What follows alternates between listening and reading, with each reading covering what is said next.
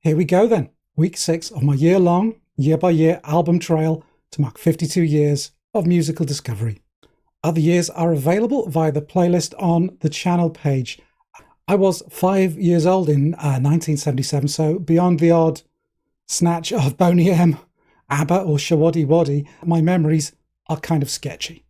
I definitely remember eating jelly and ice cream at a street party for the Queen's Silver Jubilee this year, but I can't say that God Save the Queen really registered with me at all.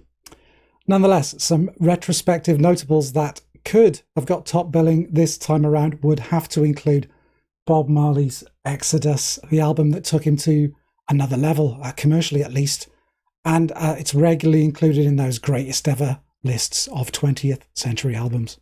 Television's Marquee Moon was in the picture, naturally, as was, in my opinion, the first post-punk album of the period. That's Wire's Pink Flag. I've talked about that one a lot on the channel already. Also, two albums inextricably linked, those being Iggy Pop's The Idiot and Bowie's Low. These both have strong links to my selection for this year. This artist has featured on the list before, but not in a solo capacity, and this would be the last time we'd hear him sing for more than a decade. This is Before and After Science by Brian Eno. Firstly, those links I mentioned. Yeah, the last of Eno's vocal albums, overlapped with production work on Bowie's Berlin trilogy. Iggy's The Idiot, by the way, was in effect a kind of dry run for those albums, with Bowie kind of figuring the songwriting and the textures out and using Iggy as a very willing test subject. Second thing, and this has come up in some comments, why would I pick this one ahead of, for instance, 1974's Here Come the Warm Jets, or 1975's Another Green World, for that matter? Well, for one, I just plain love this album.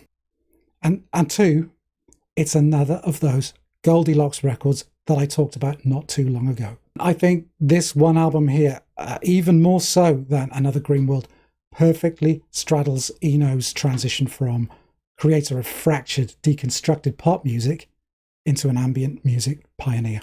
And that title, Before and After Science, is a huge pointer to where Eno was at this time. Always a thinker, a theoretician, if you like, regarding music, its composition, its construction. He'd been pushing back against technique for a few years. Think of his deployment of Gavin Bryar's Portsmouth Symphonia, an essentially untrained orchestra on the Taking Tiger Mountain album, or the entirely rule-based generative project he undertook on Discrete Music from 1975, effectively setting the creative ball rolling and then standing back and letting the music write itself. And Before and After Science sees Eno navigating this middle ground between rationality and randomness perfectly, his taste being the ultimate deciding factor alone as to whether any track made the cut. A phenomenal roll call of collaborators on this album. Phil Collins, Fairport Convention's Dave Mattox, Fred Frith, Cannes' Yaki Liebsite, Phil Manzanera of Roxy Music, Robert Fripp, Readerless and Mobius.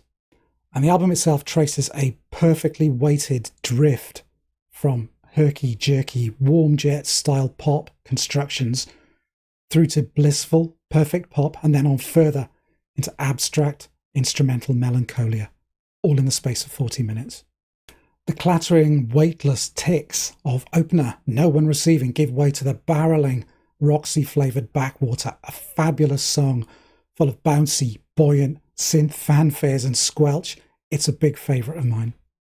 King's Lead Hat exercises the final remnants of discord from this album. It's a blaring new wave cacophony, preempting Brian's soon-to-be consummated relationship with Talking Heads, who he'd produced through their most fertile and adventurous run of albums.